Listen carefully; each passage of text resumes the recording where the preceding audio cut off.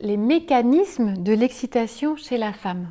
Comment est-ce que ça fonctionne? C'est à la fois une histoire de tête et de corps. Je vous ai parlé d'un équilibre à trouver entre ces deux choses-là, un équilibre un peu subtil, un équilibre unique, c'est-à-dire que ce qui va fonctionner à un moment donné, à un instant T avec une femme X, ça va pas forcément fonctionner de la même manière, même avec la même femme à un instant T+1.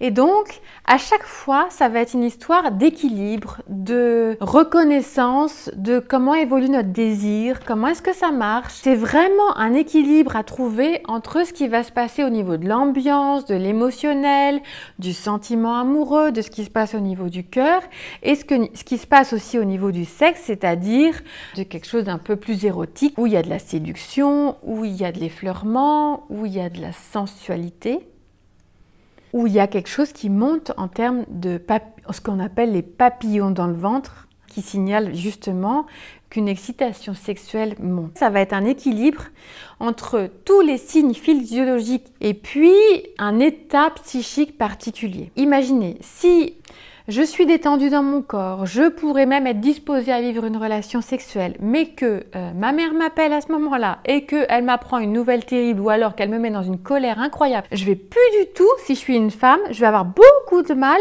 à me mettre dans des bonnes dispositions pour vivre une relation sexuelle et pour vivre une excitation sexuelle. Alors que pour un homme, c'est un tout petit peu différent. Souvent, je peux plus faire la part des choses. C'est tout ce qui fait l'attrait des femmes et leur mystère. Et le fait que souvent les hommes ont envie de les séduire, c'est que eh bien, d'une femme à l'autre, ça varie et d'un moment à un autre, ça varie. Alors, on peut trouver, si on voit les choses en négatif, on peut trouver que c'est compliqué. Et si on voit les choses en positif, eh bien, on peut prendre ça comme une vraie richesse. On peut trouver ça extrêmement riche. Et puis, vous les hommes, vous pouvez vous dire que vous n'aurez jamais fait le tour de votre compagne, parce qu'elle pourra toujours vous surprendre. Dans ces mécanismes aussi de l'excitation féminine, il y a quelque chose d'important à retenir, c'est que chaque femme est unique et donc son excitation, elle provient au niveau de son esprit aussi. On va parler de codification érotique, c'est-à-dire que ce qui va paraître très excitant à une femme peut ne pas être du tout excitant pour une autre. Ce qui va être potentiellement source de beaucoup de plaisir pour une femme parce que dans son cadre de référence, c'est super excitant. Pour une autre, au contraire, ça peut lui faire peur, ça peut la dégoûter, ça peut être sale pour elle. Enfin, vous voyez, ça c'est complètement subjectif, ça dépend de comment je codifie, c'est-à-dire quelle étiquette je pose sur tel comportement. C'est purement subjectif. Alors tout à l'heure, je vous ai dit que la sexualité féminine est évolutive, c'est-à-dire que ça peut évoluer dans le temps. C'est jamais gravé dans le marbre.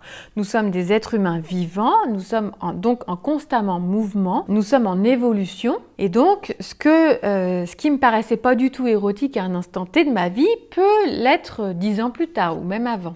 Ça dépend des expériences, ça dépend aussi de ce que je vis avec un partenaire ou un autre. Ça dépend aussi beaucoup de l'ambiance, ça dépend de comment vont être amenées les choses, etc.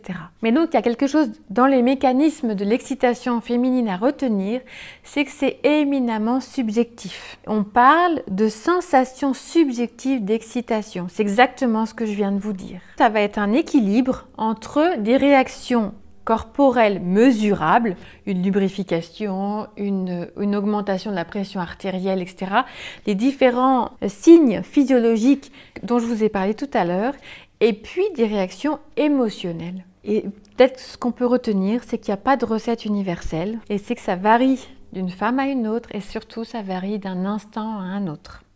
Parfois, les femmes se plaignent d'hommes qui, une fois qu'ils ont testé une recette, entre guillemets, eh bien, ils la répètent de fois en fois. Et or, ça les lasse très vite.